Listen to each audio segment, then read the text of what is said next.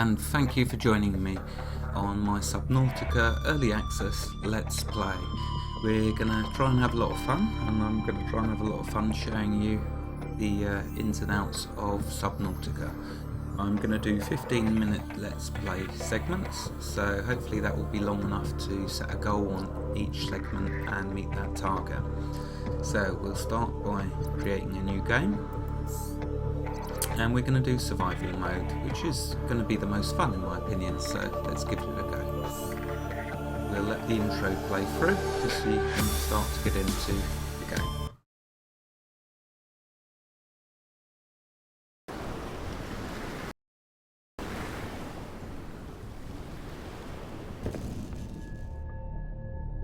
In the late 22nd century, humanity is beginning to colonize space.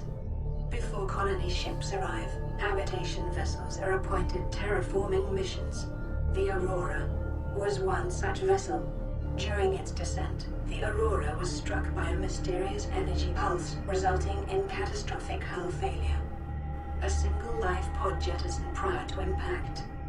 You were in that life pod. So here we are, we start in the life pod, and okay, so just to show you around quickly in the life pod, over there the sparking wire we don't have to worry about just yet. It's something we can repair and will repair when we get a welder. Here's our fabricator. This is where we will turn all of our resources, whether that's food, fish into food, or salt into bleach to make water. You'll see over here we've got our oxygen level, our health, food and water. So if we come back over to the fabricator, it starts with the resources. With the resources we've got first of all basic materials. Titanium is used in nearly all the recipes that you're going to start with. Later on we'll get to titanium ingots, and you'll see in red it tells you what components you need to make that item.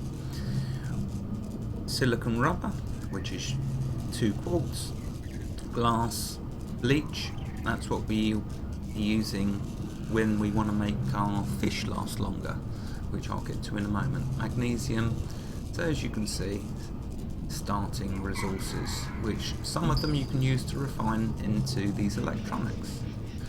Batteries, we'll be using them soon enough. You can see there. Okay, here you'll see is just water at the moment until we capture some fish. Food won't show up, but that's where we will create our food and water.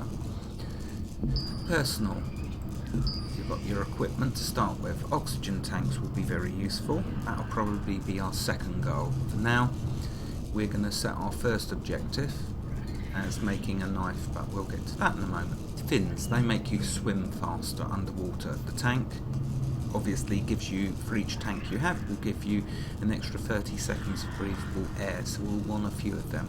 Fins, swimming faster. Radiation suit, we'll be making a little later.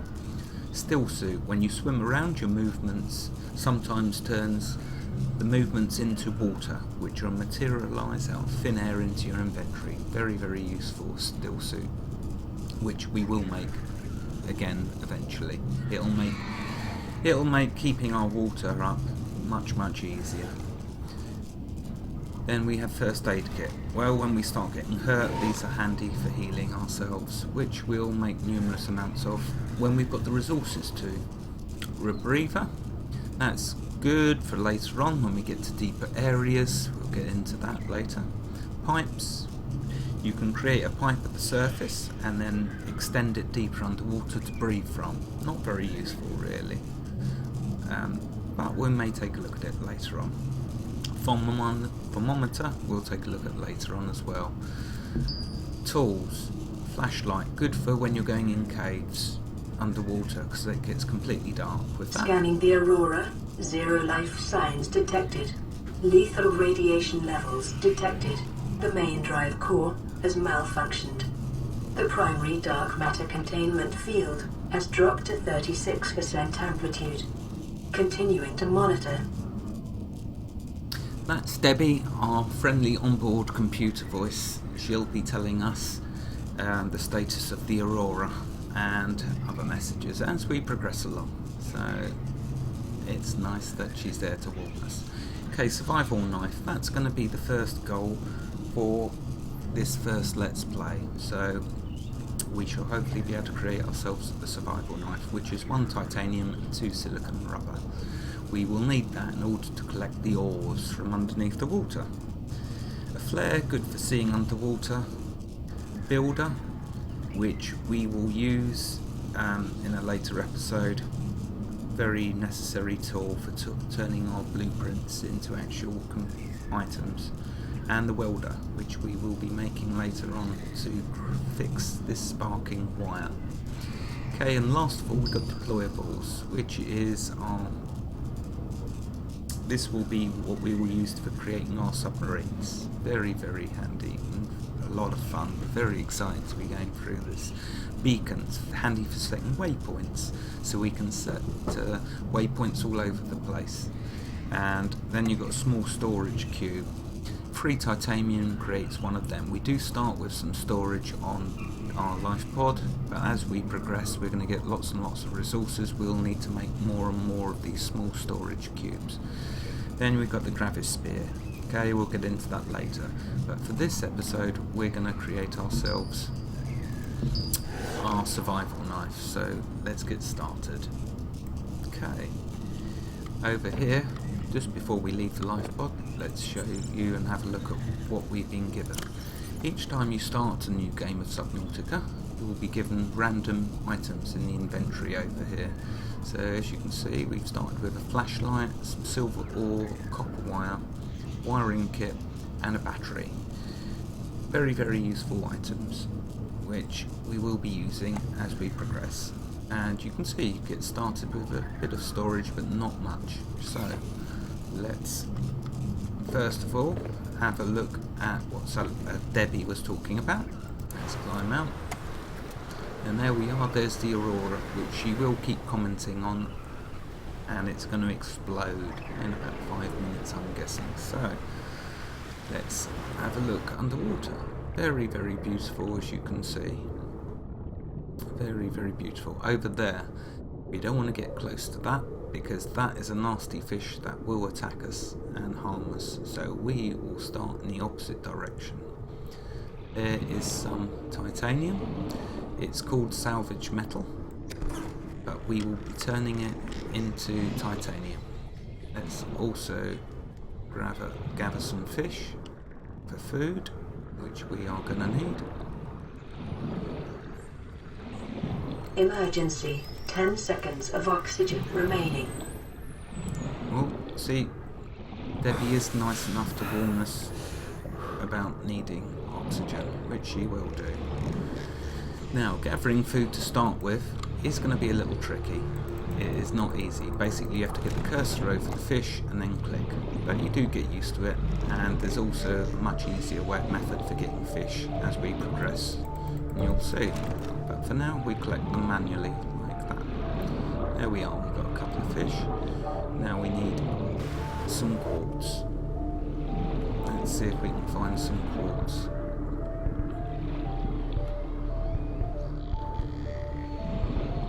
Quartz is a silverish crystal. There we are, we can see one over there now.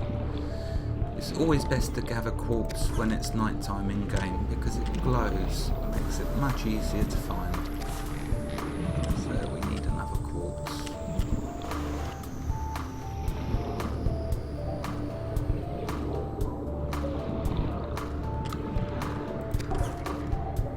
You can see that when it starts you in the game, it's easy to find the resources. As you play more and more though, you will use up all the resources in the local area to which you're located, so you'll have to go further afield.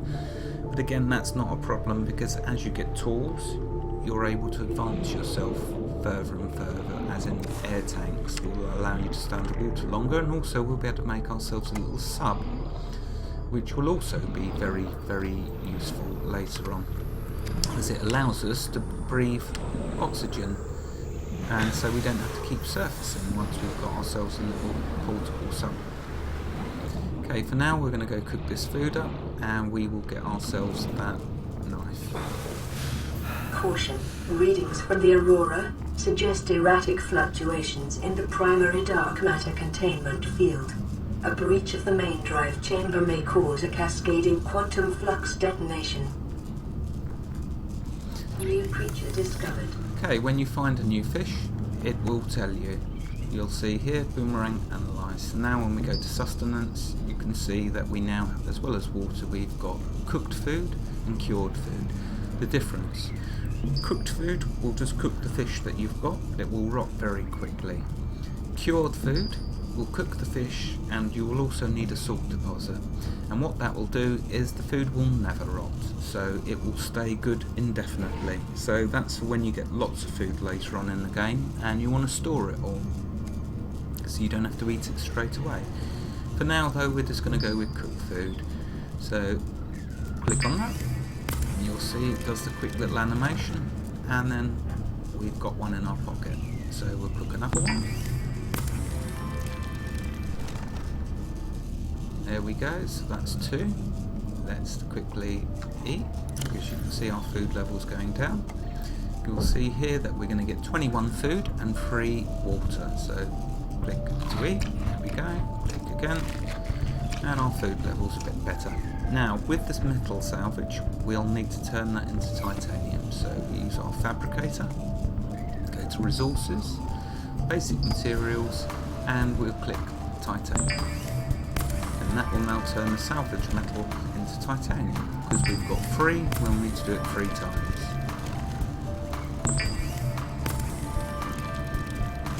And there we are. Oh, they must have had 4. Okay, next we need to create some silicon rock. And now we should have the resources in order to make our knife. There we are, survival knife. 1 titanium and 1 silicon rock. Okay, you'll see that we now have a survival knife, which we need. If I click away and go into the inventory, there we are, survival knife.